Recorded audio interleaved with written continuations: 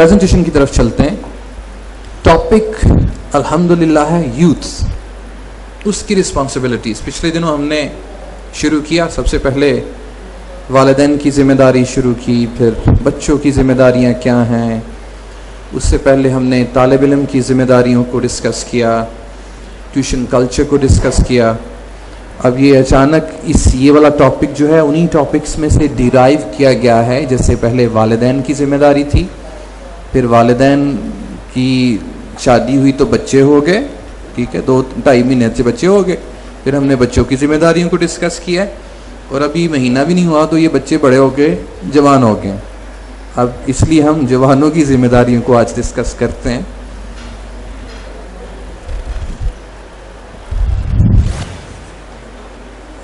मैं पूरी दुनिया के जो जवान हैं उनकी बात नहीं करूंगा, मुस्लिम उम्मा की जो यूथ है उसकी बात करूंगा। ख़ास तौर पर मुसलमान नौजवान जो हैं उनकी ड्यूटीज़, ओवरऑल ड्यूटीज़ शायद मैं डिस्कस ना कर सकूं, because it's a very long topic and difficult to encompass और कवर। इसको कवर करना बहुत मुश्किल तो नहीं है, लेकिन इसके लिए काफ़ी वक्त जो है वो चाहिए। इसीलिए मैं उनकी ड्यूटीज़ आज के दौर में जो चाहिए, जिसकी ज़रूरत है, मैं वो डिस्कस करूँगा। Duties of Muslim youth.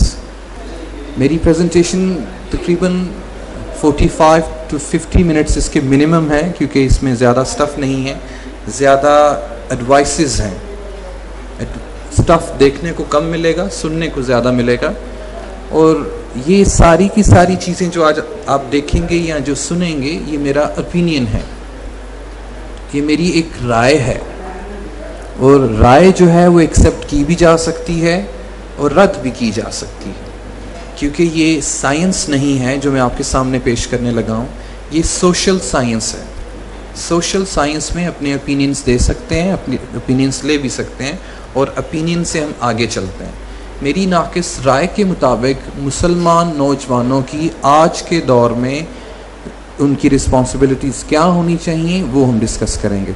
कम से कम 40-45 मिनट और ज़्यादा से ज़्यादा 10 मिनट।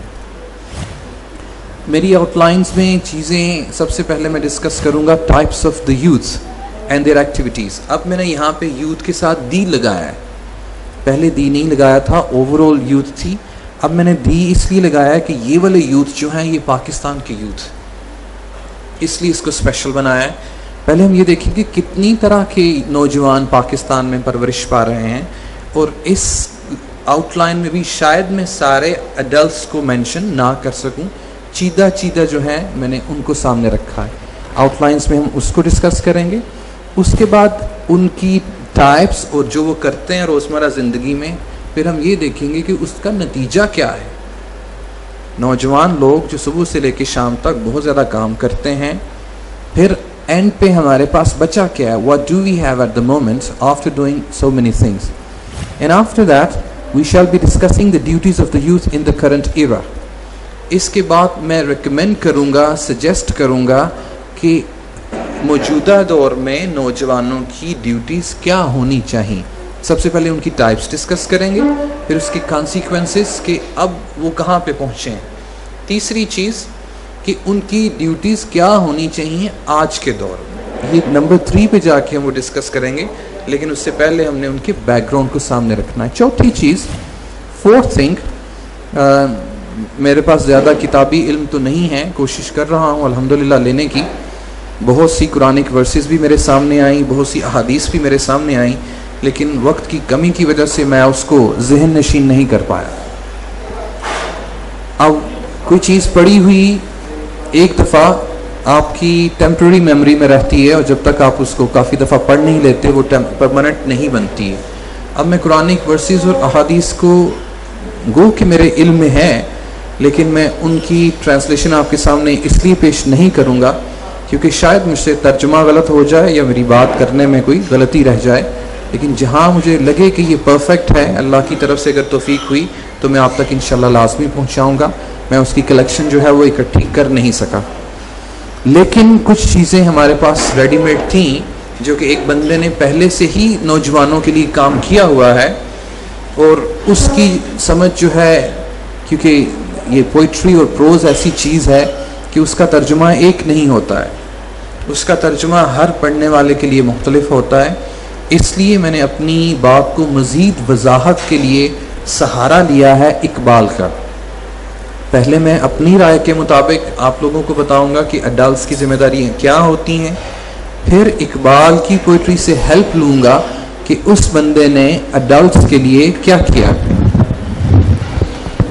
जिसमें हमें हुजूर सल्लल्लाहु अलैहि वसल्लम के दौर में भी जो नौजवान थे उसकी भी इसमें अक्कासी की जाएगी, और आज के दौर के जो नौजवान हैं, मर्द और औरतें जितनी भी हैं, उनका आपको कंपैरिजन भी नज़र आएगा इंशाल्लाह। उसमें उर्दू बोलते हुए कहीं अल्फाज के तलफ़ुज़ में अगर गलती हो तो मैं उसके लिए माफ़ी मांगता हूँ, क्योंकि मेरी स्टडी जो है उर्दू लिटरेचर में बहुत कम रही है, ख़ास तौर पे उसके तलफ़ुज़ की, और ख़ास तौर पे उसके मानी जो हैं वो मेरे लिए बहुत मुश्किल होते हैं। इसलिए इसकी नई नज़में, रुबाइयात या वर्सेस जो हैं वो उसकी सिलेक्शन करते हुए फिर उसको पढ़ते हुए मैंने बहुत से फैमिली मेम्बर्स में से उसकी हेल्प ली है कि इसका क्या तर्जुमा है, क्योंकि कल मैंने इसको डिस्क्राइब करना है। इसके बाद सवाल जवाब इंशाल्लाह होंगे। तो ये है आउटलाइन स्पीच की, कम से कम 40 to 45 मिनट्स लगेंगे। इसलिए मैं आप लोगों से रिक्वेस्ट करता हूँ कि मेरी बात सुन के जाइएगा, क्योंकि मैं बड़ी दूरों आया।